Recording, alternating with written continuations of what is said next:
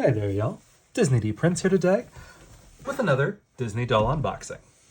Today we have got one of the vintage Disney dolls from the first live-action Disney remake, and that is the 101 Dalmatians Cruella DeVille Power in Pinstripes doll. Now, this is part of the Great Villains collection. She was the first in the series, and she is from the first time Mattel had the Disney license. Now, this one has been the one on my list for a while because I knew eventually I would come across her, but I didn't want to pay an arm and a leg for her. So I did wind up getting this from a Goodwill lot for I think about $20. And that was about as much as I was willing to pay. Because while she is really cute, and the box is actually pretty good, like, it's in a bit of a rough shape just because it's, 20 years old at least. This came out in 1996, so almost 30 years old. And she was probably about 40 when she came out, because she wasn't a cheap doll, as you can tell by the box, and the fact that she's kind of designed to stay in the box. But she's very pretty. But mainly, I wanted her outfit. I love Glenn Close. She's going to stay in my permanent celebrity collection. I may not keep her in this outfit. I may wait for the one in the red because I want this outfit for my black and white Forever Silkstone Barbie, because I have the tailored tuxedo Ken, and I think they would look really good together like this. So I'm going to unbox her and show you guys before I do that. So here is the box. As we can see, we've got some artwork from the movie, and she looks really good, honestly. And of course, there is a UPC. You're not going to find her nowadays at retail, so I do that mainly just so people can't say, oh, you didn't show us the UPC. But here she is without the glare. We do also get the certificate with her original sketch, and that's actually really cool. And she looks really good. And I'm thinking she may have actually been opened before, because there's a Kneel Before Zod Lego inside her box. But that's okay, because she is still all here, and that's really what we care about. So that's what we're gonna worry about. But let's see. So there are several little twist-tie threads holding things in place. So we're going to snip as many of them as we can, I think. Okay. Yeah, there's another one that we got to snip.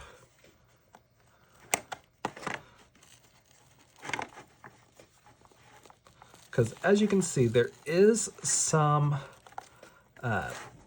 broken down pieces of elastics, which is kind of the danger of leaving things in the box too long. Like, I'm sure I can brush this out with like a little pet brush, but this is broken down little elastics from 1996, so it's a little sticky and a little gross, and we're just gonna hope that that's not on big beautiful pieces that we have to save, even though most of this doll is, I would say, a big beautiful piece.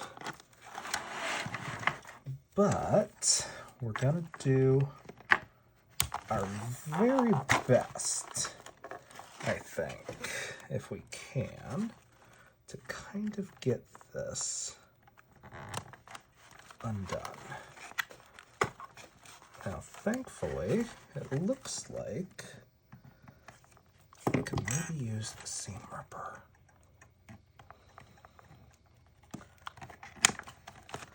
And then all three of these come undone at the same time. Okay, so that's that. So as we see, we've got our little muff. Yes, that is what they're called. They are called a muff. She does also have these glasses. Very fun. We've got a thread sticking out from somewhere. I'm gonna try to get out as much of this damaged elastic as I can, but I may just have to nip this. There we go. So there's her muff to go with her stole, because that is the appropriate term. It is a stole. Now, she came packed with her shoes on. That's not a bad thing. It's just kind of unusual for the time. And these little ribbons down here are actually part of her stockings. I was a little worried they were just going to be tied on, but they are part of her stockings, so that's great. That is a great sign. And then we've got just a little bit of an issue back here. Some of these are really strong over time. Okay. So here she is. She looks to be in pretty decent shape still. I was a little worried about that. She could probably use a steam. That would be good. But look at that face. It really does look like Glenn Close. I should probably use like a little brush or something, but my finger will just have to do for now. And so she's got this hat, which I wouldn't use anyway because the updo on my doll that I want to put her on would get in the way of that. So she has a snap right here, and then a second one holding her shirt shut. As you can hear, that is a very crinkly fabric. So we're doing our best to kind of keep everything secure. As you can see, we've got more of these elastics that are falling apart over here. I think I'm actually just going to take these off so I can rub them together. I'm going to have to vacuum so much out of this before I put it on. I may actually have to wash her outfit before I put it on a Silkstone. But this is the ugly reality that people don't show you a lot on unboxing vintage dolls and toys just in general, is that so much of the packaging that people are so fond of keeping their toys in for the value deteriorates rapidly. So just an FYI, when you are keeping toys in the box, just know you've got maybe 5 or 10 years to get that doll out of the box before it starts being a conservation nightmare. But that's okay. So we've got a nice standard saddle stand. And then if I could get this to come out, that would be great. So here is the stand. It's supposed to look like marble. It's very cute. She does also have her little cigarette holder, which that's very fun. That's going to be one of those things that does not stay on without an elastic. So, because there's not a finger grip or nothing. So, she looks pretty good, honestly. for being in the box this long. So there is a, so the jacket is part of, like, it's on its own thing, but it's a vest. So the sleeves and things underneath are their own piece. And again, she is on the standard 90s rotational body.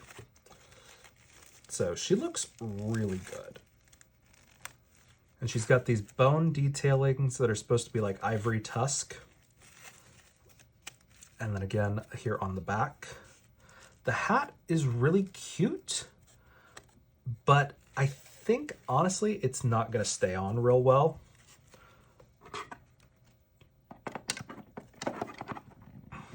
So let's see about just sticking her on her stand.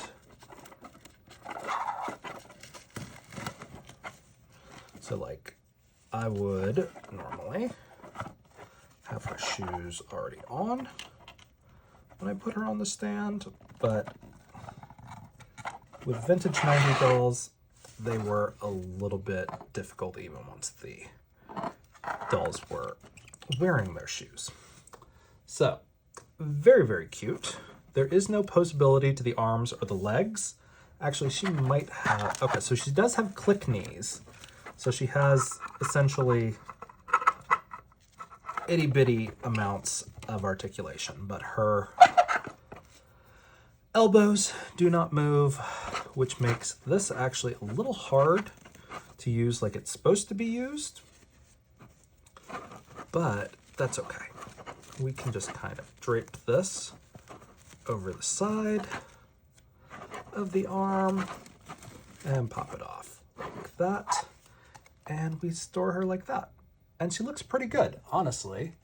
For a 90s doll that was based on a movie, like, she looks friggin' great. You do have to kind of figure out some way for her to hold this. Again, that's kind of why I'm not going to keep her on this body, because even if I had her in my Villains collection or my live-action Disney doll collection, those dolls are all on articulated bodies. So I would have to match her to a skin tone and do my best to try to get it as close as possible. Found another stray strand of thread that was holding things together. But she looks amazing just on her own. She also came with a brush. She's got a short hairstyle that's very specifically styled. I don't know how they expected you to brush her hair, but she looks awesome. And again, the only real problem we have is the gloves need a good wash, because otherwise they are going to be super gross. And there's no way to really like put this in her hand.